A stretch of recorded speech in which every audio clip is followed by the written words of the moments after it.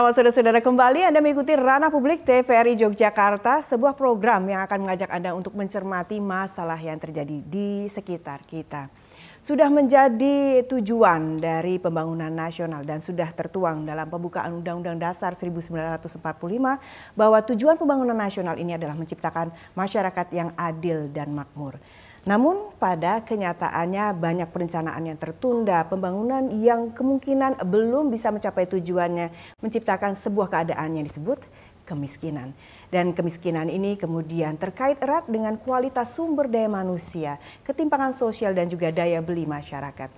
Kami pada sore hari ini akan memfokuskan pada sebuah tema, yakni bagaimanakah penanganan kebijakan kemiskinan di pemerintah Kabupaten Sleman. Bersama narasumber yang telah hadir di studio bersama kami akan memperkenalkannya kepada Anda. Yang pertama, beliau adalah Bapak Dede Kusuna SE.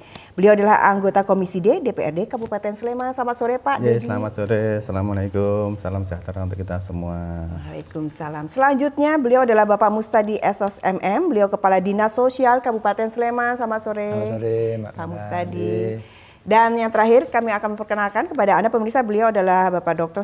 Sabtopo BIMSI. Beliau adalah Sekretaris Pemberdayaan Masyarakat Kabupaten Sleman. Selamat sore Pak Topo. Selamat sore. Baik.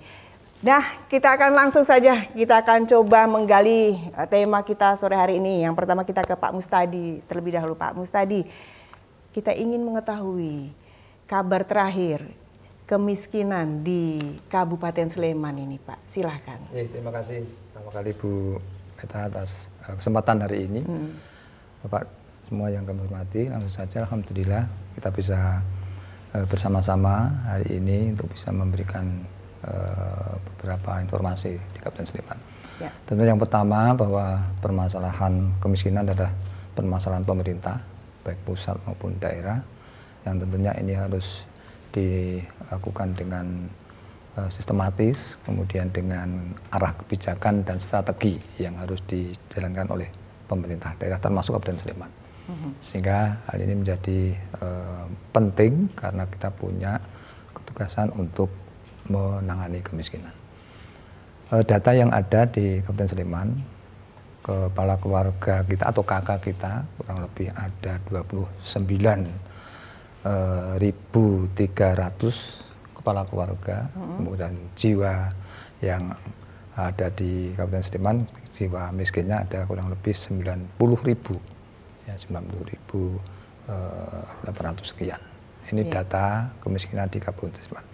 Nah, upaya-upaya tentunya bagaimana arah kebijakan dari Kabupaten Sleman mengupayakan bagaimana program kegiatan untuk masyarakat miskin ini nanti bisa sistematis, kemudian juga bisa terintegrasi di semua OPD dan tentunya masyarakat, sehingga program-program itu bisa kita lakukan dengan baik. Gitu. Ya. Kalau kita lihat datanya Pak, ada tren peningkatan atau penurunan angka kemiskinan untuk Kabupaten Sleman? Ya, ada tren penurunan walaupun hanya sedikit, 0,06 dengan tahun kemarin. Baik, nanti kami akan bedah lagi ke Pak Topo. Kita ada penurunan 0,06. Sebenarnya penurunannya di sebelah mana ini Pak Topo? Sudahkah ada penelitiannya? Kami tahun kemarin diminta oleh Dinas Sosial untuk melakukan penelitian, tetapi belum sampai kepada di titik mana itu turun. Ya. Yang kami teliti adalah tentang karakteristik warga miskin itu seperti apa. Dengan pengetahuan mengenai karakteristik warga miskin itu, kemudian Pemda akan bisa melaksanakan program dan kegiatan yang lebih sesuai. Baik. Beberapa di antaranya tentang pekerjaan mereka itu sebenarnya apa. Kalau selama ini digolongkan, kita mengasumsikan yang miskin itu petani, ketemunya ternyata enggak. Buruh ternyata. 55% yang digolongkan miskin itu kepala keluarganya bekerja sebagai buruh. Tapi buruh pun kita tidak bisa menganggap bahwa oh pasti buruh yang ada di pabrik. Enggak, ada buruh kupas bawang, ada buruh ngangkat pasir, ada buruh membelah kayu, ada buruh nebang kayu, ada buruh nebang bambu dan seterusnya, yang itu kemudian perlu treatment khusus karena mereka bekerja kepada orang lain itu kadang dapat kerjaan, kadang tidak, kadang penghasilannya besar, kadang kecil. Nah, yang lain baru pekerjaan yang bersifat mereka punya usaha sendiri. Nah, di titik itu yang mungkin kalau nanti ingin ditingkatkan lagi, bisa kita mulai dari mereka yang punya usaha, itu kita dampingi. Lalu kita kemarin juga sudah menanyakan, apa yang mereka butuhkan untuk keperluan meningkatkan penghasilan itu. Mereka menjawab sebagian besar, kami butuh dilatih untuk supaya kalau dagang itu nggak rugi terus. Kami butuh dilatih untuk bisa menjual secara online. Baik. Dan seterusnya lah. Kira-kira Berarti itu. kemiskinan itu kita dapat angkanya bukan berasal dari berapa yang kita dapat per bulan. Bukan, angka kemiskinan itu kan didapat dengan pendataan. Yang pendataannya tidak setiap tahun melalui data yang dimiliki dari pusat, kemudian melalui musyawarah kelurahan, musyawarah padukuhan yang itu dilakukan setahun 2 kali. Dari situ kemudian diolah lagi, baru kita dapat datanya berapa. Baik. Nah, dari situ baru kemudian disusun programnya apa. Selama ini memang yang paling banyak kita dengar program itu yang bersifat jaminan sosial, gitu, jaminan dan perlindungan sosial, terutama bagi mereka yang sudah lansia, mereka yang usianya sudah lanjut, mereka yang tidak punya fisik yang baik. Nah, itu yang diberikan jaminan sosial. Baik. Sebelum kita gali lagi ke Pak Topo, kita ke Pak Mustadi. Kalau tadi mengatakan harus ada strategi khusus. Strateginya apa? Supaya besok naiknya tidak cuma 0,06. Bagaimana? Jadi strategi kita yang kita lakukan adalah bagaimana kita memberikan fasilitasi kepada semua masyarakat miskin. Itu satu dari sisi perlindungan dan jaminan sosialnya. Ya. Jadi bantuan sosial itu tujuannya adalah untuk salah satunya adalah untuk mengurangi beban pengeluaran warga miskin. Berarti tahun ini bantuan sosial masih ada? Masih ada. Besarannya sama atau tidak? Karena ada refocusing, ada penurunan sedikit. Nanti saya tanya ke Pak Dedi. Oke, ya. Lanjut Kak, setelah ada jaminan sosial kemudian? Kemudian ada pemberdayaan. Bagaimana warga miskin, kemudian kelompok-kelompok UMKM, kecil usaha kecil di warga miskin bisa kita dorong untuk pelatihan-pelatihan dan sebagainya. Untuk pemberdayaan. Ya. Kemudian juga ada program rehabilitasinya, bagaimana masyarakat yang terlantar dan sebagainya kita berikan fasilitasi untuk itu. Baik, kita ke Pak Dedi. Pak Dedi kan tadi sudah diinformasikan bahwa 0,06 ini kita ada naik ya? Turun 0,06. Sudah puas atau sudah capai target atau bagaimana Pak Dedi? Menurut saya kalau puas sih belum, karena target nasional adalah 0,5. Jauh Pak Dedi berarti ya, 0,5 dengan 0,0. Enggak, setidaknya itu kan secara nasional, tapi kan kemiskinan penurunannya kan 0,06. Nah, harapan kami tentunya setiap tahun itu ada penurunan yang cukup signifikan angkanya. Bukan lagi ya tentu pemerintah kabupaten punya target ya, dalam hal ini punya target setiap tahun itu bisa mengurangi tingkat kemiskinan yang ada di Kabupaten Sleman. Harapannya dengan program-program yang ada di dinas sosial maupun dinas-dinas yang lain itu mampu mengentaskan tingkat kemiskinan yang ada di Kabupaten Sleman. Ya. Dievaluasi tadi bagaimana dengan 0,06? Apa yang harus kira-kira menjadi catatan dari 0,06 itu ke depannya nanti? Sebelum kita bahas ada refocusing itu tadi. Loh, harapan kami tentunya dengan penyampaian kinerja yang dilakukan oleh dinas sosial dalam hal ini, tentunya juga peran dari dinas-dinas yang lain supaya ikut membantu penurunan jumlah tingkat kemiskinan yang ada di Kabupaten Sleman terkait dengan program-program pelatihan-pelatihan atau pembinaan UMKM yang ada di dinas-dinas terkait. Tentunya itu mampu meningkatkan kualitas dan kemampuan warga untuk bisa berproduksi dan meningkatkan hasil sehingga mampu dapat mengurangi tingkat kemiskinan. Dari anggaran diturunkan berapa Pak? Dari anggaran 2000 untuk tahun ini? Tahun 2024 itu anggaran dari yang digelontorkan dinas sosial ada 38 miliar. Itu kemarin kena refocusing jadi 35 miliar. Baik, kita ke Pak Mustadi. Ada refocusing 35 miliar, bisa ini tercapai maksimal?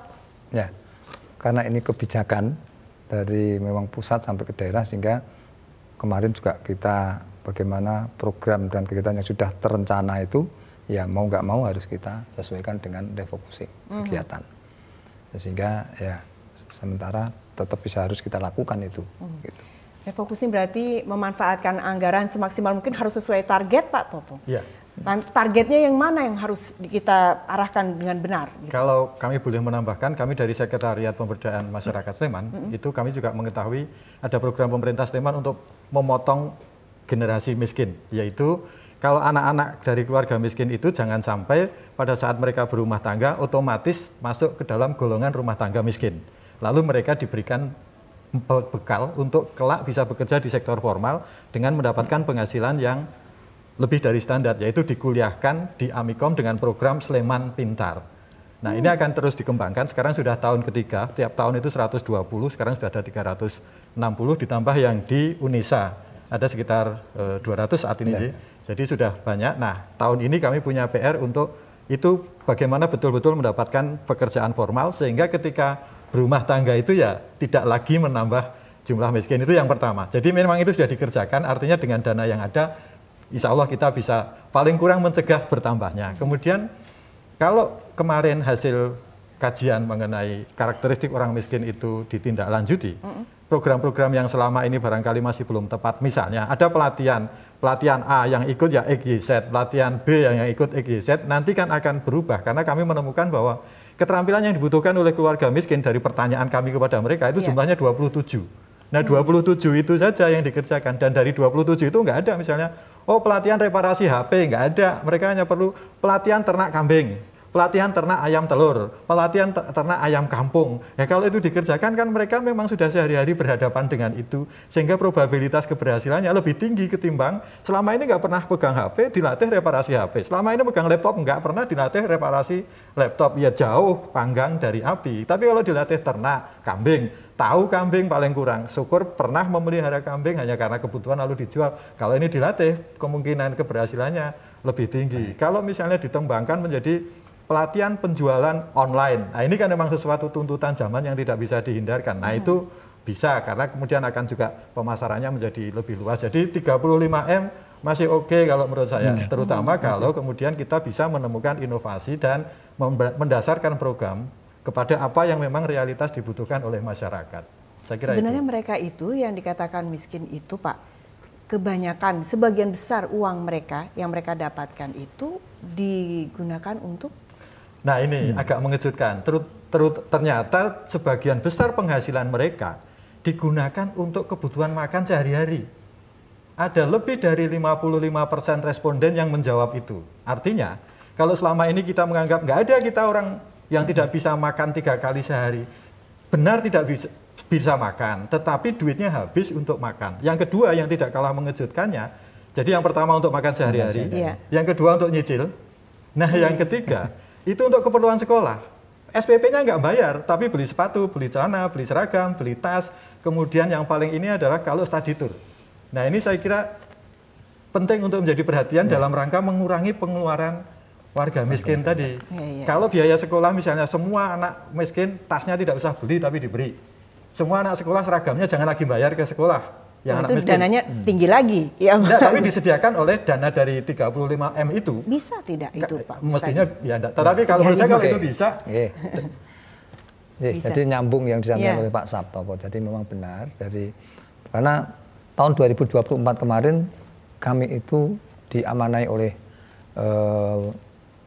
pimpinan untuk melakukan kajian penanganan kemiskinan, terus dilaksanakan kajian secara periodik, sehingga kami menyampaikan ke Pak Sabtopo dan tim yang alhasil tadi disampaikan oleh Pak Sabtopo tadi, yang artinya bahwa salah satu program Kabupaten Sleman lewat Dinas Sosial adalah jaring pengaman sosial. Salah satunya adalah dari bidang pendidikan itu sangat baik, yang artinya di satu sisi datanya tadi memang untuk biaya pendidikan itu tinggi, sehingga program kami bisa untuk membantu masyarakat di bidang pendidikan dengan jaring pengaman sosial itu. Supaya jaring pengaman sosial itu tidak salah sasaran, Pak. Saya ingin tahu bagaimanakah kemudian kriterianya, mekanismenya itu bagaimana? Jadi JPS adalah program unggulan kalau saya sampaikan. Unggulan pemerintah Kabupaten Sleman, bahkan kalau kita lihat di kabupaten kota belum ada yang selengkap Sleman. Baik, JPS kita tahan dulu Oke. Pak Mustadi karena kita akan kembali setelah jeda pariwara berikut. Tetap bersama kami di Ranah Publik.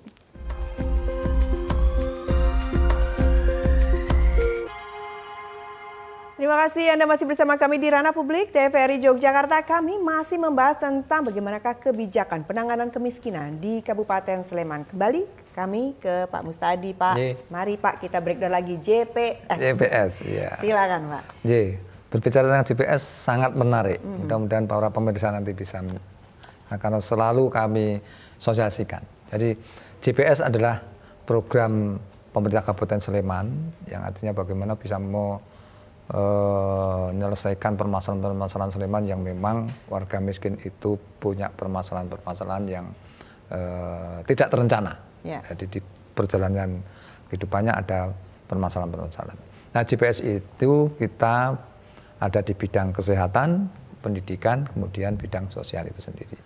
Kemudian apa kriteria? Gitu. Jadi kriteria untuk jaring pengawas desa adalah satu, kita harus mendasar pada data yang ada. Jadi kita punya data satu di TKS itu data terpadu kesehatan sosial dari pusat.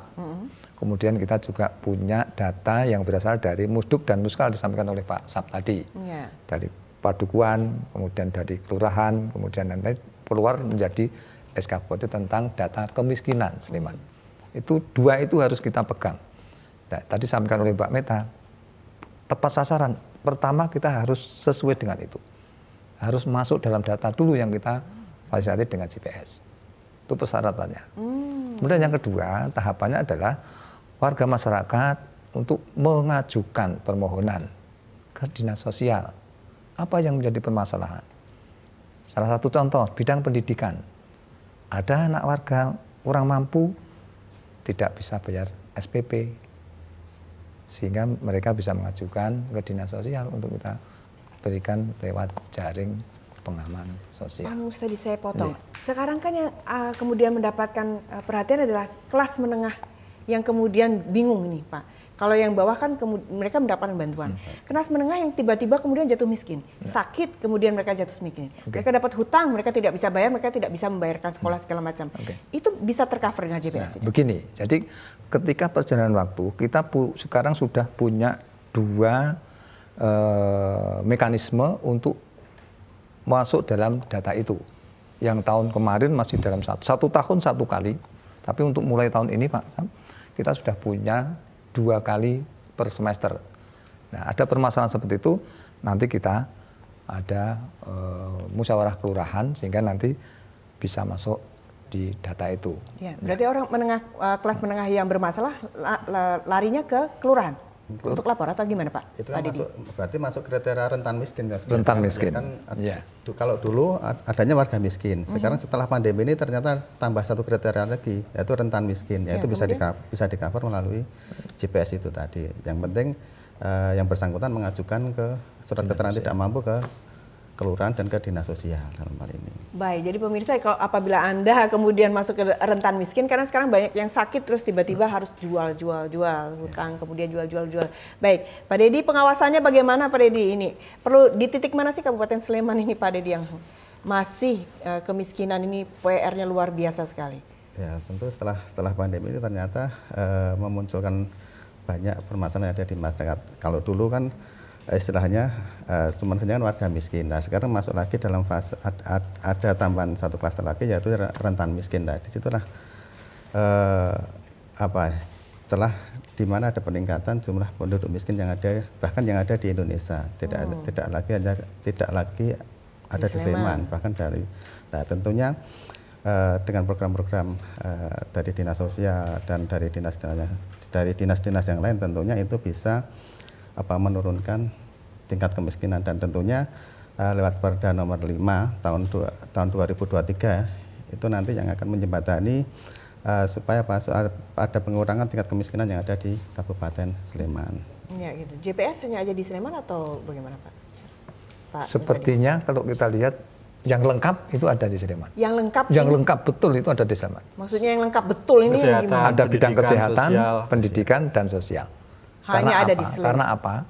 Teman-teman dari kabupaten kota yang lain hampir Setiap hari ada tamu tentang belajar tentang itu. Dan mereka menyampaikan, kami belum ada, Pak. Kami belum ada gitu. Luar biasa. Iya. Pak Topo, ini juga mungkin dari peran Pak Topo juga ya, yang kemudian membreakdown ini semua. Pak Topo, karakteristiknya orang Sleman ini seperti apa sih, Pak? Waduh, kalau karakteristik orang Sleman ya sebagaimana lazimnya orang DIY. Yang masuk ke kemiskinan, bisa dimasukkan kriteria kemiskinan ini loh, Pak? Begini, ya saya kira yang harus dibantu lah. Nah, kalau mau yang dibantu, kami menemukan dalam riset yang diselenggarakan oleh Dinas Sosial itu salah satu yang paling berat saya kira adalah ketika ditanya untuk meningkatkan pendapatan penjenengan apa yang dikerjakan? Nggak ada. Keterampilan yang dibutuhkan apa? Nggak ada. Kemudian alat yang dibutuhkan sarana usaha nggak ada. Nah, itu memang saya kira dalam literatur banyak kita jumpai. Mereka yang masuk dalam kategori itu memang perlu ekstra penanganan, perlu pendampingan. Nggak ada ini memang mereka tidak punya tujuannya, nggak punya pemikirannya, pasrah atau bagaimana, Pak Topo? Gabungan dari itu. Waduh. Jadi kadang sudah nerimo ing pandum, kadang kondisi sudah sepuh, kadang kondisi sakit, kadang memang ya yang sering kita pelajari dalam literatur, mereka yang dalam posisi itu kan minder. Misalnya kita tanya, pertemuan yang paling sering dihadiri apa? Jawabannya pun tidak pernah mengikuti pertemuan. Karena bagi kawan-kawan saudara-saudara kita yang seperti itu, mau pertemuan itu aku randek klambi sing pantes sih gitu. Aku engko nek ngomong ya paling ming diguyu. Aku rawani ngomong, nggo ngopo aku teko. Kalau pertemuannya jauh, aku randek motor. Sehingga memang ya kalau orang kawan-kawan di kampus mengatakan kemiskinan struktural itu yang menjadi kendala berat seperti itu. Jadi ada yang seperti itu di antara warga miskin yang kita tanya itu ada karakter seperti itu. Tetapi kalau kita mau mengatasi tadi yang ya, bagaimana mengefektifkan yang 35 miliar, kita ketemu paling kurang kita bisa pilih menjadi 3. Mereka yang punya usaha mandiri, meskipun hanya skalanya masih kecil, nanti kalau dibantu akan menjadi besar dan mereka akan bisa bertumbuh. Rumahan? Ya bisa rumahan, bisa kemudian pedagang sayur keliling, pedagang bakso keliling, pedagang cilok, mereka yang berjualan di pasar dengan menggelar lapak dan seterusnya, ini kan mereka punya bibit usaha. Nah ini yang menurut saya pertama-tama perlu didampingi dan kawan-kawan DPR kalau dulu ada pokir mungkin bisa masuknya ke situ saya kira. Untuk kemudian benar-benar didampingi nanti mereka akan menjadi lebih kuat lagi dalam bisnis. Kalau selama ini kan kita berpikir mendampingi mereka, itu pertama-tama pikiran modal. Kalau menurut saya yang pertama-tama didampingi, diidentifikasi masalahnya itu apa. Kan kadang sama-sama jualan bubur ayam. Yang sini kurang laku karena kemasannya tidak rapi. Yang sini kurang laku karena penjualnya kurang ramah. Yang sini kurang laku karena rasanya tidak diminati oleh pembeli. Nah, pendampingan tentang ini kan kemudian akan menghasilkan standar yang diminati oleh pembeli. Maka yang pertama bukan modal tapi pendampingan kalau menurut saya. Ini yang mereka yang punya usaha. Kalau tadi yang memang sudah nggak bisa ngapa-ngapain, ditanya apa yang enggak, ditanya itu yang enggak, ya memang itu harus kerjaan lagi tambahan. Psikolog barangkali, psikiater. Tetapi yang tengah-tengah, mereka kawan-kawan saudara kita yang bekerja pada pihak lain, yang sebagai buruh tadi, itu kan kadang tidak mendapatkan job, kadang dapat job. Kadang dapat job hasilnya gede, kadang kecil. Di titik itu, maka yang bisa dilakukan adalah anggota keluarga yang lain diberikan kesempatan untuk memperoleh penghasilan, misalnya sambil ternak ayam kampung. Kan tingkat kesulitannya tidak terlalu tinggi ternak ayam kampung. Kalau mereka yang punya lahan, punya pakan hijau, ya mungkin bisa sambil ternak kambing. Tapi kalau nggak punya lahan, ya jangan, karena itu akan kemudian muspro kan gitu. Jadi karakteristiknya ya sama seperti di tempat-tempat lain, mereka yang digolongkan sebagai masih dalam kondisi kekurangan itu, tetapi kemudian terbukti dari apa yang dikerjakan, yang kami bantu untuk Dinsos melakukan survei itu hasilnya seperti itu. PR-nya banyak banget ya Pak. Kalau ngomong kemiskinan itu memang tidak pernah akan habis PR-nya, dan terutama penting untuk saya matur.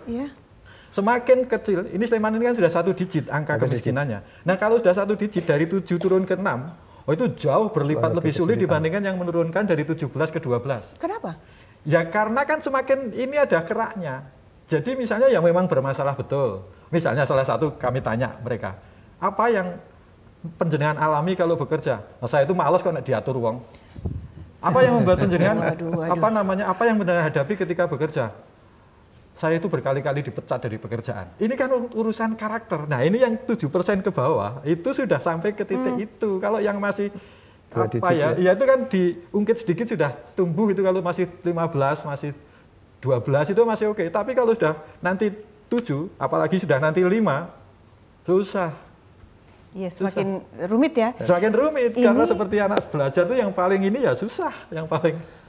Ini saya sendiri bayanginnya aja sudah pusing Pak Mustadi. Oke, tadi 3 itu tadi yang katakanlah dia ada lapangan pekerjaannya, ada yang tidak. Usia produktifkah mereka? Ada yang tidak usia produktif, terutama yang saya sudah tua, saya tidak ada. Paling banyak usia produktif ada di mana? Ya paling banyak di antara mereka, ya memang masih usia produktif ya. Tetapi ada kendala. Misalnya keterampilan. Selama ini kalau misalnya aku pengen bekerja sebagai tukang, tapi aku nggak punya keterampilan, kita mesti masuk iya. Loh, tukang itu kalau mau masuk proyek harus punya sertifikasi. Pertanyaannya, dinas yang kompeten untuk melakukan sertifikasi, yang sertifikasi yang miskin atau yang tidak miskin? Selama ini yang miskin daftar pun nggak berani, informasi itu pun tidak tahu. Kalau ini kemudian kawan-kawan ini bisa, kawan-kawan dewan, kamu sertifikasi anak-anak yang miskin, orang yang pengen tukang punya sertifikasi supaya ikut proyek. Nah, ini kawan-kawan dewan. Karena sudah dicoel ini Pak.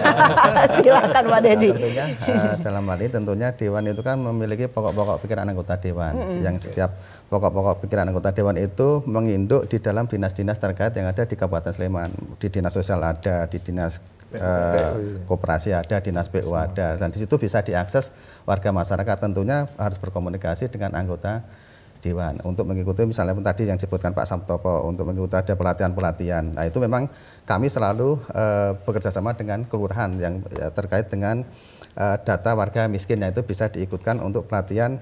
Misalnya di pelatihan membatik, katakanlah pelatihan teknisi handphone, pelatihan teknisi komputer, atau pelatihan-pelatihan apapun.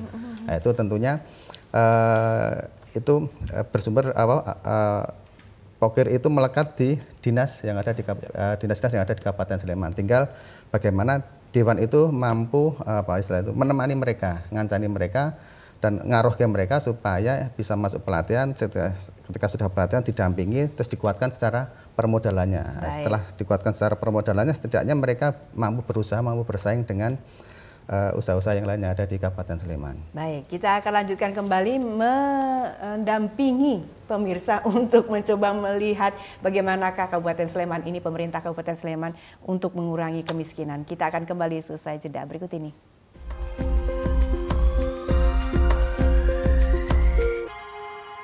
Terima kasih Anda masih bersama kami di Ranah Publik TVRI Yogyakarta. Mari kita bahas kembali masalah bagaimanakah penanganan kebijakan kemiskinan di pemerintah Kabupaten Sleman. Kami menuju ke Pak Mustadi.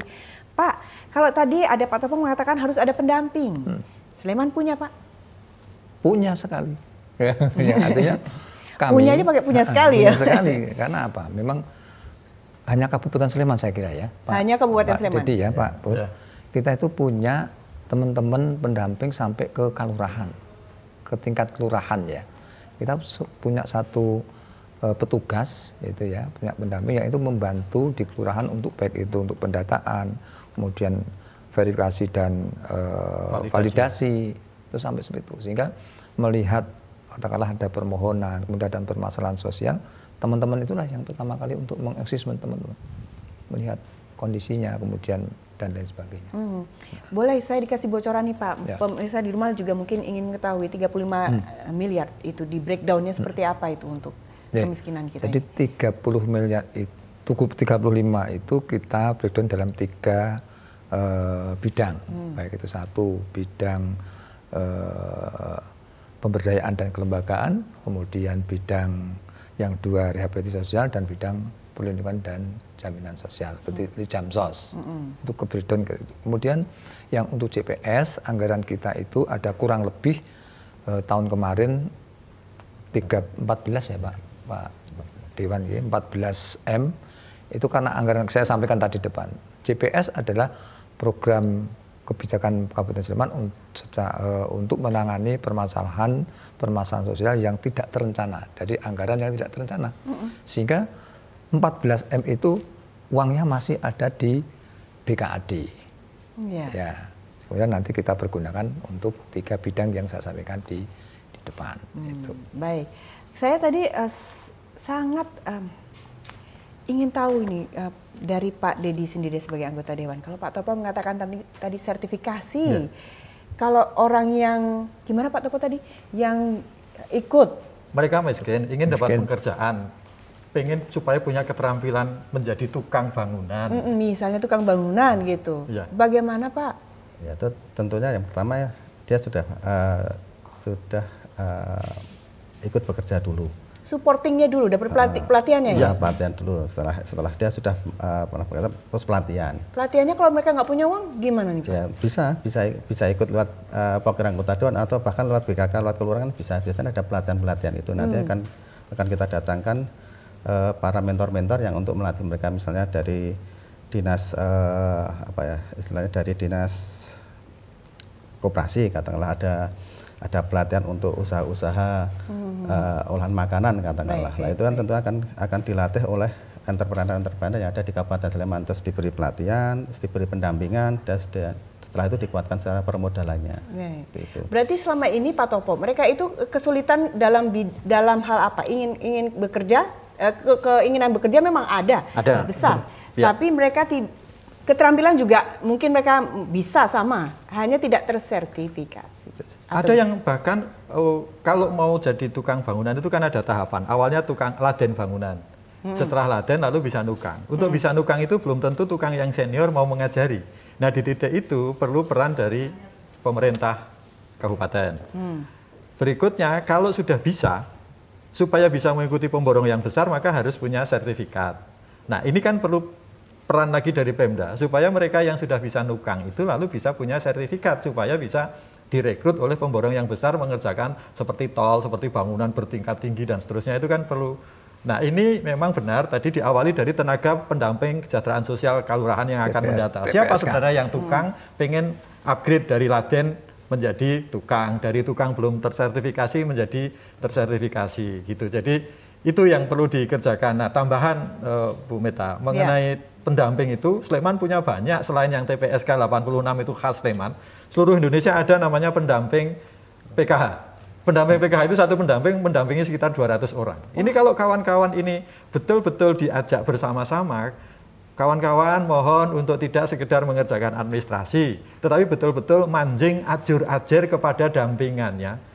Itu PKH itu kan ada nyekolah ke bocah, kemudian kesehatannya diurus, ibunya diurus, ekonominya kan juga diurus. Dalam hal ekonomi ini yang mungkin kita perlu juga kawan-kawan diskusi dengan kawan-kawan pendamping, apa yang paling cocok dengan kebutuhan warga di Sleman. PKH program keluarga harapan itu kan seluruhnya warga yang digolongkan miskin. Satu pendamping 200. Itu 200. Jadi banyak sekali pendamping dan setiap kapanewon atau kecamatan ada koordinatornya. Di kabupaten juga ada koordinatornya sampai ke level nasional. Mereka punya peran besar, mereka punya andil besar. Ini mungkin yang diperlukan lagi adalah ngaruhke, ngempelke gitu. Ngaruhke menyapa, ngempelke itu mensinergikan supaya dampingan mereka itu betul-betul ya terasa gitu. Tidak, ya saya tahu kawan-kawan sudah bekerja sangat serius, tapi beberapa di antaranya juga lebih banyak ngurus administrasi gitu loh, mencairkan dana bantuan, melakukan ini lalu lapornya. Penting lapor, tapi konten tidak kalah pentingnya. Jadi apa yang harus dilatihkan? Misalnya tadi yang usaha ekonomi produktif ibu-ibu yang jualan gorengan. Kalau bangkrut itu sebenarnya karena apa? Kawan-kawan pendamping kan mesti tahu, oh ini karena masakannya tidak enak, oh karena tempatnya digusur, oh karena gerobaknya sudah rusak, oh karena minyaknya tidak pernah ganti. Nah, kawan-kawan pendamping PKH sangat perlu untuk mengetahui ini supaya bisa memberikan dampingan yang baik. Lalu terus kalau butuh dampingan berarti butuh modal. Dinas sosial punya untuk itu, mengajukan proposal, diverifikasi, dicek, oh iya ada jalan. Segampang itukah Pak Mustadi? Ya, jadi tadi sampaikan, kalau saya berbicara tentang pendamping, kita tuh banyak sekali Mbak Meta. Jadi dari kelurahan ada, kemudian dari kecamatan juga ada teman-teman TKSK, di tenaga kesejahteraan sosial, yang itu memang dari pemerintah pusat, termasuk PKH tadi. Ya, tentunya teman-teman sudah kita optimalkan bagaimana bisa mendampingi keluarga miskin. Permasalahannya apa, kemudian bagaimana mendorong mereka untuk semangat berproduksi. Itu sehingga tadi sampaikan tentang pelatihan, katakanlah setelah pelatihan selesai, kita juga kembali lagi pada program JPS. Bapak dan Ibu pasca pelatihan bisa mengajukan untuk permodalan.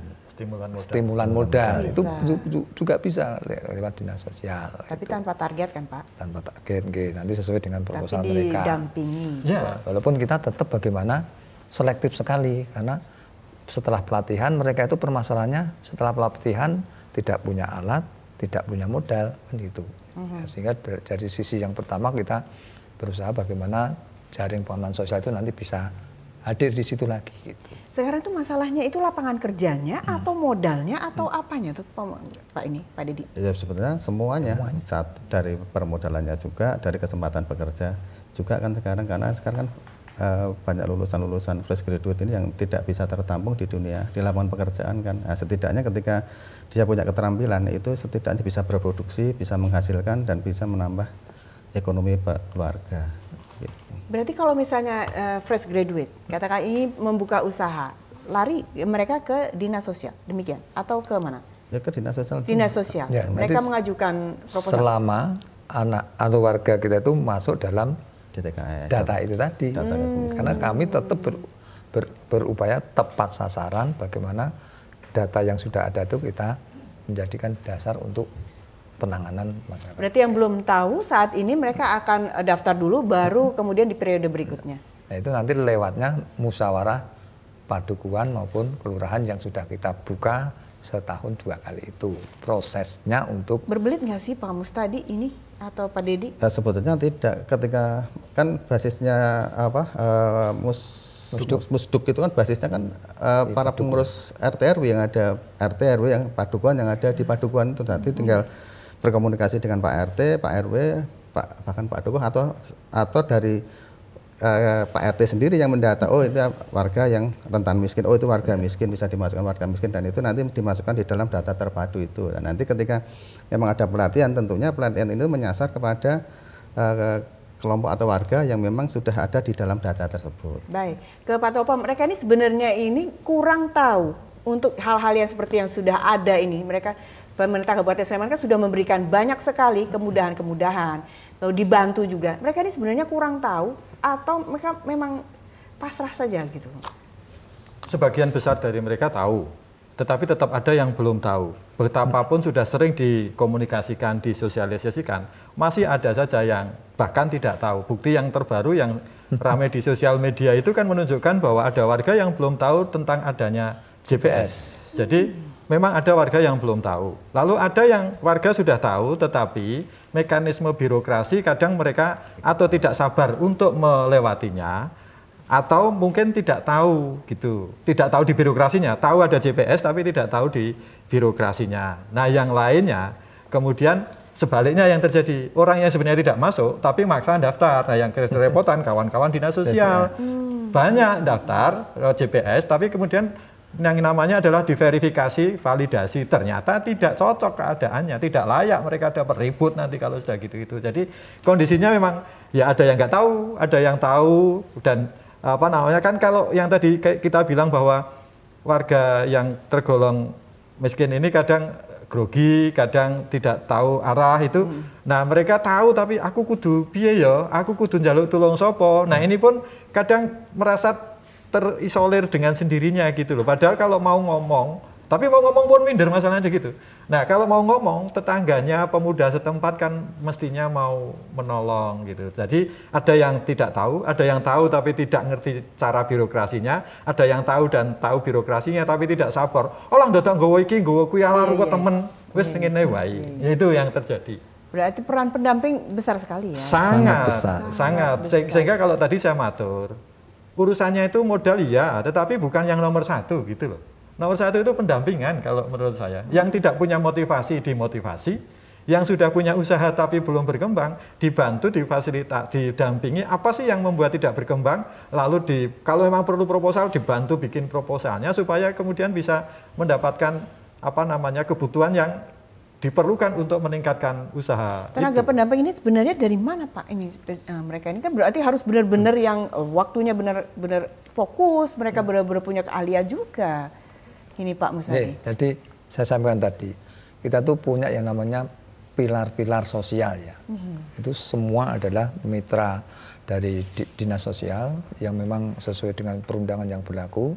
Yang di tingkat kelurahannya TPSK itu, tingkat kecamatan ada TKSK. Kemudian ada pilar-pilar yang lain dari teman-teman pendamping sosial, kemudian ada dari lembaga sosial, Dan itu semua sebetulnya mendampingi masyarakat kita sesuai dengan permasalahannya. Saya ingin mengetahui dari mana ini pendamping ini. Nanti kami akan kembali selesai jeda berikut ini pemirsa. Tetaplah bersama kami.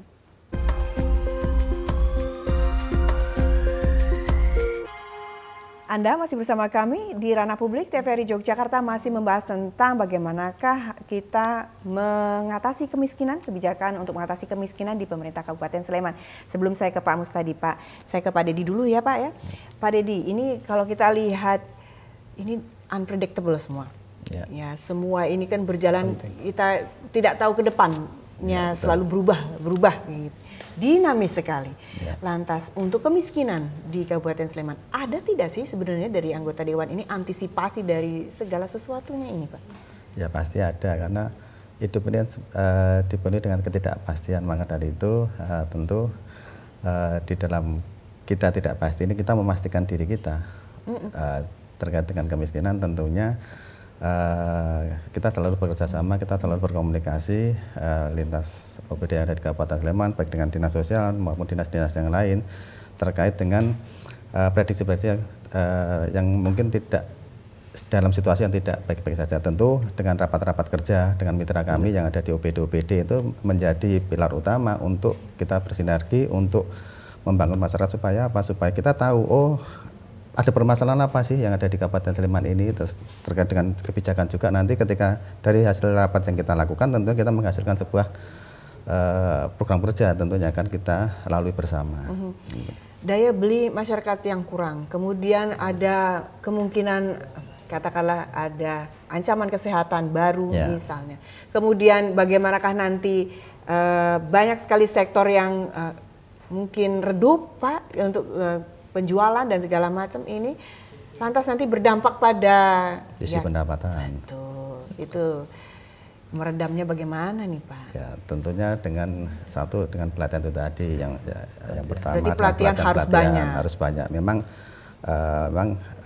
kita maksimalkan di fungsi pelatihan untuk warga masyarakat miskin tentunya. Ketika sudah dilatih, terus kita dampingi secara permodalannya. Yang kedua tentunya ketika ada promosi-promosi lain, kita ikutkan di promosi-promosi baik di tingkatan padukuhan, kelurahan, kabupaten, bahkan di tingkat-tingkat nasional terkait dengan produk-produk yang dihasilkan oleh kelompok-kelompok usaha masyarakat yang tadi menerima manfaat pelatihan-pelatihan khususnya dari warga atau masyarakat yang kurang mampu tadi. Sebenarnya mereka itu jangan sampai takut adanya kesempatan kerja Pak. Betul. Lantas dari anggota Dewan, dari Dewan sendiri untuk memberikan informasi atau memberikan ketenangan lah bagi masyarakat ini tentang kesempatan kerja ini bagaimana Pak? Nah, tentunya kita selalu berkomunikasi kan istilahnya ketika kita turun masyarakat melalui program-program yang ada di DPRD Kabupaten Sleman, kita kan bisa melalui reses itu kita mendengarkan keluhan mereka, apa sih keluhan mereka, apa yang mereka hadapi. Ketika itu terus kita jembatani dengan dinas-dinas terkait yang ada di Kabupaten Sleman. Oh ini misalnya pun ada permasalahan sosial, ada permasalahan kemasyarakatan, misalnya terkait dengan UMKM tadi, tentunya itu akan kita bantu, akan kita fasilitasi. Misalnya mereka yang selama ini mereka punya minat untuk berusaha dan membuka usaha, tentu akan kita fasilitasi adanya pelatihan-pelatihan itu, kita kuatkan modalnya, kita dampingi bagaimana supaya mereka tidak lagi tergantung mereka mencari kerja tidak, tapi bagaimana mereka bisa menciptakan lapangan pekerjaan untuk mereka sendiri dan untuk masyarakat di sekitar mereka, akan kita support seperti itu. Baik, Dinsos nih Pak. Aduh Pak, kalau kita lihat unpredictable ini bagaimana Dinsos ini nanti supaya menjamin masyarakat ini Pak? Oke, Mbak Meta terima kasih. Tadi sampaikan oleh beliau Pak Dedi. Jadi untuk kesempatan kerja. Jadi kembali lagi saya cerita JPS, ya Pak Sabto. Jadi JPS juga bisa untuk kita memberikan pelatihan atau warga miskin rentan miskin. Jadi untuk pendidikan non formal. Jadi kita bekerjasama dengan Dinas Tenaga Kerja, kemudian dengan LPK yang ada se-Sleman, itu bisa memberikan pelatihan pada keluarga miskin. Dari dana apa? Dari dana JPS itu juga.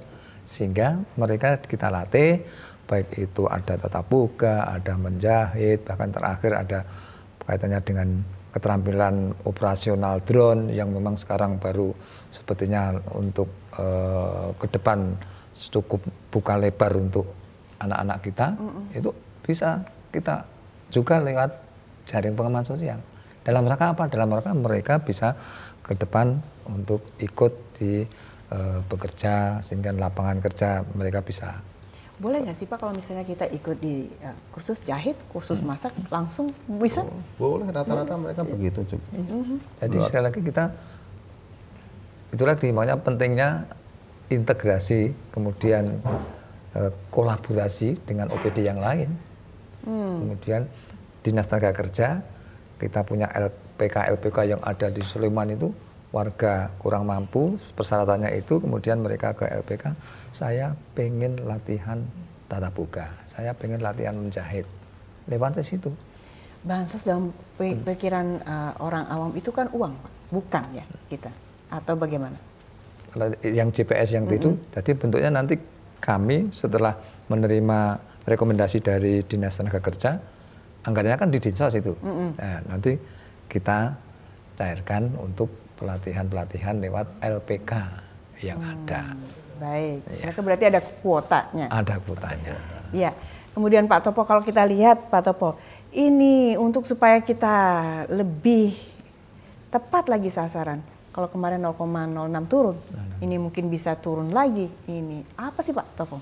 Satu, mengetuk kesadaran warga yang sebenarnya tidak masuk dalam daftar miskin, mohon jangan masuklah. Nanti kalau lo ada, kita mendengar dari Padukuhan, kita mendengar dari Kalurahan, ada yang tidak miskin, coret miskinnya marah, Pak Dukuh diancam. Jadi mari kita ketuk, Bapak Ibu yang tidak miskin, mohon tidak masuk dalam daftar miskin. Kalau nanti diijabah oleh Gusti Allah jadi miskin tenan, repot loh, cucu putra putu penjenengan itu yang pertama. Kalau itu clear, turunnya banyak. Oh gitu. Ya, yang kedua, ya tentu kemudian supaya turunnya lebih banyak, maka kegiatannya perlu ditajamkan.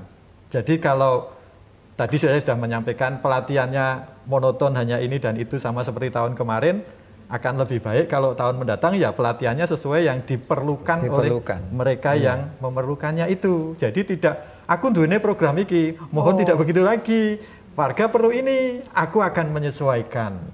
Itu. Berarti per daerah bisa beda-beda ya Pak? Per kecamatan malah. Ini bahkan kami mengidentifikasi beberapa masing-masing kapanewon itu. Selama ini kalau kita mengatakan buruh tani, itu yang paling banyak di sisi utara.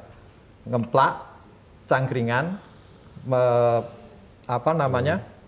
kemudian ngemplak, cangkringan, pakem. Data kami mengatakan yang paling banyak buruh tani itu di barat. Jadi ada persepsi yang perlu ditepatkan lagi. Iya. Kemudian, loh barat itu bukannya para petaninya banyak. Ternyata selain buruh tani lebih banyak lagi yang buruh bukan tani, buruh bangunan tadi. Jadi yang mengenai ini perlu ditepatkan. Jadi yang pertama yang tidak miskin jangan ngaku miskin. Yang kedua pelatihannya ditepatkan sesuai dengan kebutuhan. Yang ketiga, persepsi kita tentang warga miskin jangan berpatokan kepada yang lalu-lalu, yang lama-lama, karena itu tidak tepat, bukan keliru ya, tapi nggak tepat. Nah kalau persepsinya sudah tidak tepat, nanti lengrenah ya tidak tepat, gitu loh. Nah ditambah lagi, mohon kawan-kawan, mari bersama-sama, kawan pendamping itu serius gitu. Ini kita bekerja itu kan, ya selain mendapatkan rezeki yang dunia, tetapi lebih penting lagi itu beramal menanam kebaikan. Bukan kita yang memetik ya, anak cucu kita nanti kelak akan memetik. Gitu. Jadi kalau kita bekerja pendampingan dengan sepenuh hati, seikhlas-ikhlasnya, sepenuh jiwa, lalu mereka yang kita dampingi ini berhasil, mereka akan berterima kasih dan mendoakan kita gitu untuk kebaikan kita. Itu yang saya kira beberapa hal penting untuk dikerjakan. Baik, terima kasih sekali Pak Topo, Pak Usadi dan juga Pak Dedi telah hadir di sekitar kita ini. Semoga ini memberikan pencerahan bagi kita agar ternyata kemiskinan di Kabupaten Sleman ini bisa turun.